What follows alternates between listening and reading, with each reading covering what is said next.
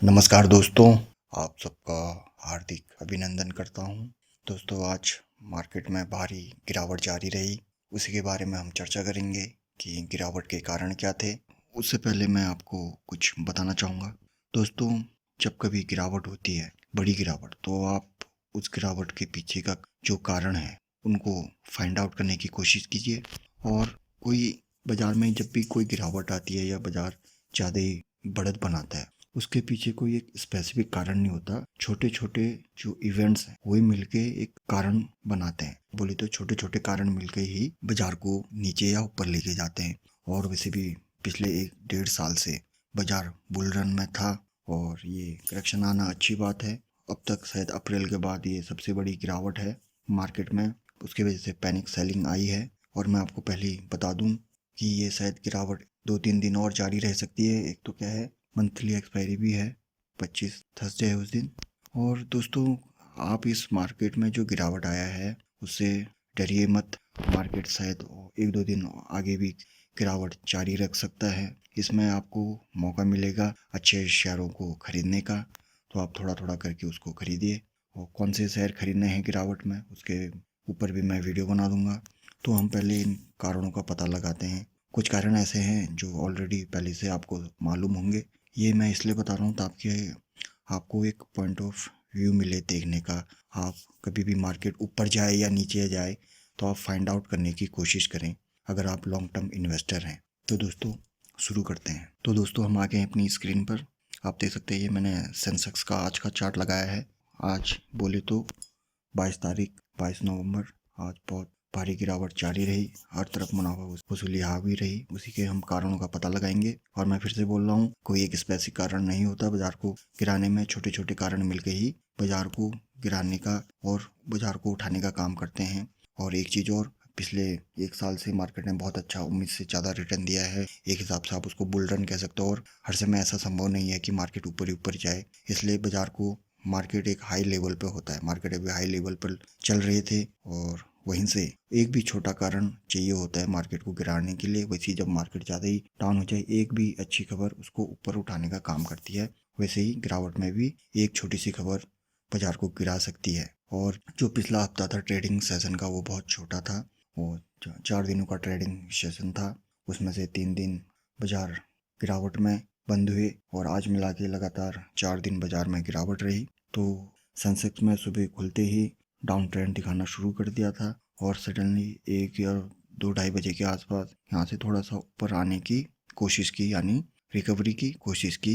गिरकर बंद हुआ। 2% से ज़्यादा की गिरावट आ गई थी। वो तो रिकवरी आने के बाद इसमें थोड़ी गिरावट 1.96% तक टिक गई। और अब हम निफ्टी 50 को भी देखेंगे। दोस्तों, ये हम निफ्टी 50 के चार्ट पर आ गए हैं। आप देखेंगे निफ्टी 50 और सेंसेक्स का एक जैसा ट्रेंड रहा। निफ्टी ने भी स्टार्ट मार्केट ओपन होते ही डाउन ट्रेंड दिखाना शुरू किया और यहाँ पर 2-2:30 बजे के आसपास थोड़ी सी रिकवर करने की कोशिश की गई। और सेम पैटर्न जो यहाँ पर का है, ये जो मैं लाइन दिखा आपको, सेंसेक्स में भी देखने को मिला होगा। ठीक यहीं पर से सेंसेक्स ने भी रिकवरी की कोशिश की थी और मार्केट 17,301 के आसपास आ गया था। और 17,301 मजबूत सपोर्ट के तौर पर देखा जा रहा था। इसमें पुट राइटर की भारी सपोर्ट था। अगर ये सपोर्ट को तोड़ता 17,300 को, तो मार्केट में इससे भी ज़्यादा गिरावट आ सकती थी। ये जो पुट राइटर की मैं बात कर रहा हूँ, ये ऑप्शन चेन डाटा होता है। फ्यूचर जो एफएनओ में ट्रेडिंग करते हैं, इंट्राडे वालों के लिए महत्वपूर्ण होता है। तो उसमें उसके हिसाब से 17,300 के आसपास एक मजबूत सपोर्ट था और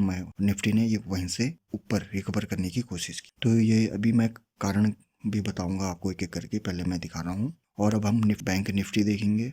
आप देख सकते हो, बैंक निफ्टी में 800 से ज़्यादा पॉइंट की गिरावट रही। 2% से भी ज़्यादा गिरा। तो दोस्तों, जो ये मार्केट में गिरावट आई, उसके कारण मैं अब आपको बताना स्टार्ट करता हूँ। तो पहले मार्केट के अंदर के पॉइंट है जिनकी वजह से मार्केट में गिरावट आई, उन्हीं को फाइंड आउट करेंगे। देन उसके बाद हम बाहर के फैक्टर्स को ढूंढेंगे, यानी ढूंढने का मतलब मैं आपको बताऊंगा। तो दोस्तों, बैंक निफ्टी से ही शुरू करते हैं। आपने देखा कि बैंक निफ्टी में 2% से ज़्यादा की गिरावट आई और इसी की वजह से निफ्टी में भी गिरावट आई। अब निफ्टी और बैंक निफ्टी का क्या रिलेशन है, तो मैं आपको बताना चाहूँगा। जो फाइनेंशियल सर्विसेज हैं, वो निफ्टी 50 में 38% कंट्रीब्यूट करते हैं, यानी उनका 38% वेटेज है निफ्टी 50 में। और फाइनेंशियल सर्विस बोले तो बैंक निफ्टी के अंदर जो स्टॉक हैं उनका वेटेज पूरा मिला के जो फाइनेंशियल सर्विसेज में जो टॉप स्टॉक आते हैं उनका वेटेज निफ्टी 50 में 38% का है। तो आप सोच सकते हैं अगर उनमें कोई गिरावट आएगी तो वो पूरे बैंक निफ्टी को नीचे ले जा सकते हैं। मैं अभी आपको बताऊंगा, जैसे Bajaj finance, Bajaj Finserv, HDFC bank, ये सब। तो इसमें तो पहला कारण तो ये रहा, बैंक निफ्टी में गिरावट की वजह से निफ्टी में भी बहुत गिरावट आई। और देखो से देखा जाए तो सभी सेक्टर में पूरा गिरावट थी। तो मैं ये आपको निफ्टी का बता रहा हूँ क्योंकि 38% कंट्रीब्यूट करता है फाइनेंशियल सर्विसेज निफ्टी 50 में। और फाइनेंशियल सर्विसेज बोले तो निफ्टी बैंक आप उसको बोल सकते हो। तो दोस्तों आप देख सकते हैं यहाँ पर मैंने बजाज फिनसर्व का चार्ट लगाया है, वनडे चार्ट। और ये देखिए इसमें आज 4% से भी ज़्यादा की गिरावट थी। फिर फाइनेंशियल सर्विसेज में आता है ये भी। और हम बजाज फाइनेंस का देखेंगे। अब हम बजाज फाइनेंस के चार्ट में आके आप देख सकते हैं इसमें 5.5% से भी ज़्यादा की गिरावट थी। ये भी फाइनेंशियल सर्विस में आता है। तो दोस्तों ये जितने भी फाइनेंशियल के दिग्गज शेयर हैं उनमें गिरावट थी। ये HDFC के चार्ट है, इसमें भी देखेंगे आप 1% से ज़्यादा की गिरावट थी। तो इसका कहने का मतलब ये है, अगर आप गौर करना कभी निफ्टी 50 अगर ऊपर आने की कोशिश करना है यानी बढ़त बनाने की कोशिश कर रहा है, लेकिन बैंक निफ्टी में बहुत गिरावट है, तो वो पूरे निफ्टी 50 को नीचे ले आएगा। क्यों? उसका रीजन मैंने बता दिया, 38% फाइनेंशियल सर्विसेज कंट्रीब्यूट करता है, यानी 38% का वेटेज निफ्टी 50 में रखता है।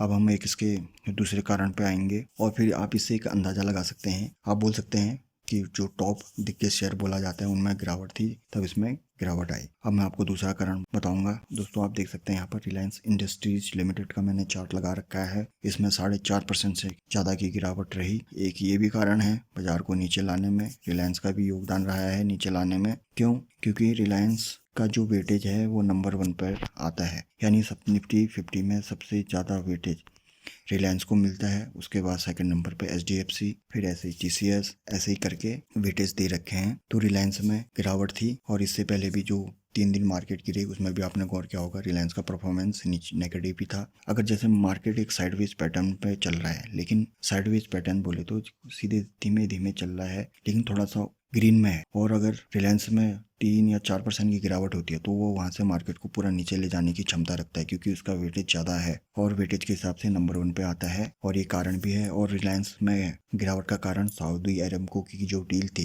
रिलायंस ने वो विड्रॉ कर लिया है। लेकिन आपको चिंता करने की बात नहीं है, वो विड्रॉ इसलिए कर लिया है क्योंकि वो फिर से उस डील को मॉनिटर करेंगे, रिसर्च करेंगे, उसके बाद क्या पता फिर से वो डील हो जाए उनके बीच। तो अभी टेम्परेरी बेस पे उन्होंने डील कैंसिल की हुई है और जिनके पास भी रिलायंस का शेयर है वो होल्ड कर सकते हैं। अब मैं आपको एक चीज़ और बताऊंगा दोस्तों, जो मार्केट कभी गिरता है तो हम विदेशी मार्केट को भी देखते हैं। तो अभी विदेशी मार्केट में ऐसा कोई बड़ी गिरावट आई नहीं, विदेशी मार्केट अच्छे ही चल रहे हैं। तो एक वो वजह भी होती है, कभी भी आप मार्केट में सडनली गिरावट आए तो आप विदेशी मार्केट भी चेक कर सकते हैं। 12:30 बजे के बाद ओपन हो जाते हैं यूरोप के मार्केट। तो वहाँ आज ऐसी कोई गिरावट नहीं थी। जो मैंने पॉइंट बताए, गिरावट के पीछे उन पॉइंट का हाथ भी है जो बैंक निफ्टी बताया मैंने और रिलायंस का गिरना बताया। एक चीज़ और बताता हूँ मैं आपको, जो इसका कारण है वो है महंगाई दर का बढ़ना।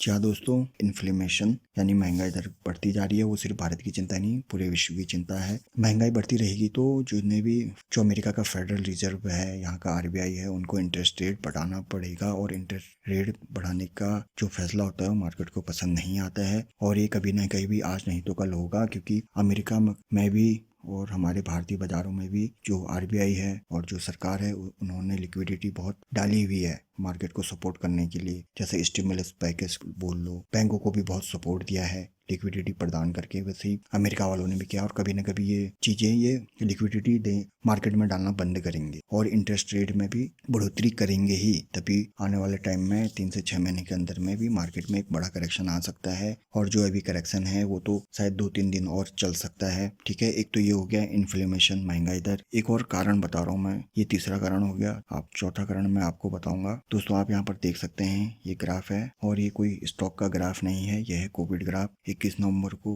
केसेस बहुत आ रखे हैं। 7 डे एवरेज है 49,206। इससे कोई मतलब नहीं ये कहाँ का ग्राफ है, लेकिन ये इतना कहूँगा ये भारत का नहीं है। आपको थोड़ा अंदाजा आ गया होगा कि यूरोप में यानी विदेशों में कोविड के केसेस यानी तीसरी लहर आ गई है और कोविड के केस सडनली बढ़ने लगे हैं। नीदरलैंड में लॉकडाउन लगाया है, तो ये भी एक कारण है मार्केट को नीचे ले जाने का। मैं आपको एक और कारण बताऊंगा जिसकी वजह से मार्केट में गिरावट आई। जी हाँ दोस्तों, आप देख सकते हैं स्क्रीन पर, आपको मालूम चल गया होगा। गुरु पर्व के दिन यानी 19 तारीख को मार्केट बंद थे। उस दिन प्रधानमंत्री नरेंद्र मोदी ने जो कृषि कानून थे तीनों, उनको वापस ले लिया गया है, जो कि मार्केट को पसंद नहीं आया। और आपने गौर किया होगा, जब कृषि कानून लाए गए थे तो मार्केट ने कोई नेगेटिव रिएक्शन नहीं दिया था। हाँ, जब ये कृषि कानून वापस लिए हैं तब मार्केट ने नेगेटिव रिएक्शन दिया है, और मार्केट की गिरावट के पीछे भी इसका एक कारण है। आज मंडे को ये इसका मार्केट ने इसको नेगेटिवली लिया, कृषि कानून वापस लेने को, क्योंकि जो शेयर मार्केट है वो आम लोगों की सोच से परे है दोस्तों। और क्योंकि जो शेयर मार्केट होता है वो कंपनी बेसिस पर काम करता है, आप ऐसा बोल सकते हो। बाकी मैं पॉलिटिकल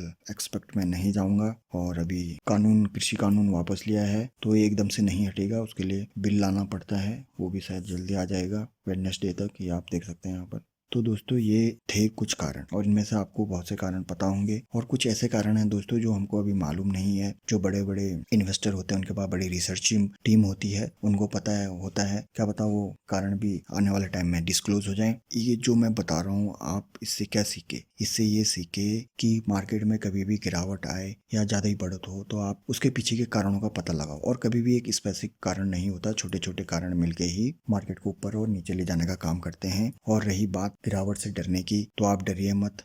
जो फंडामेंटली स्ट्रॉन्ग शेयर हैं उनको आइडेंटिफाई कीजिए, उनमें निवेश कीजिए। अगर आप पहले से आपके पास स्ट्रॉन्ग शेयर हैं, अच्छे शेयर हैं, तो गिरावट में धीरे धीरे ऐड कीजिए। क्योंकि आपने देखा पिछले 1.5 साल से ही मार्केट ऊपर ही ऊपर जा रहा है, कोई उतनी बड़ी करेक्शन नहीं आई। तो ये जो करेक्शन आना है एक अच्छा संकेत होता है दोस्तों। और ये समझने की बात है, चाहे मार्केट हो या कोई पर्टिकुलर स्टॉक हो, अगर उसमें हद से ज़्यादा गिरावट आए तो आप कारणों का पता लगाइए, लेकिन आपको घबराने की बात नहीं है। ओवरऑल मार्केट हमको अच्छा ही रिटर्न देगा। आशा करता हूँ आपको वीडियो पसंद आया होगा, आपने कुछ सीखा होगा इससे। प्रार्थना है आप सब लोग स्वस्थ रहें, खुश रहें, शेयर मार्केट से अच्छा मुनाफा कमाएं। एक बात और, गिरावट में पैनिक सेलिंग ना करें दोस्तों, धैर्य बना के रखें। आप स्वस्थ रहें, खुश रहें, शेयर मार्केट से अच्छा मुनाफा कमाएं, एक सफल निवेशक बने। बहुत बहुत धन्यवाद दोस्तों।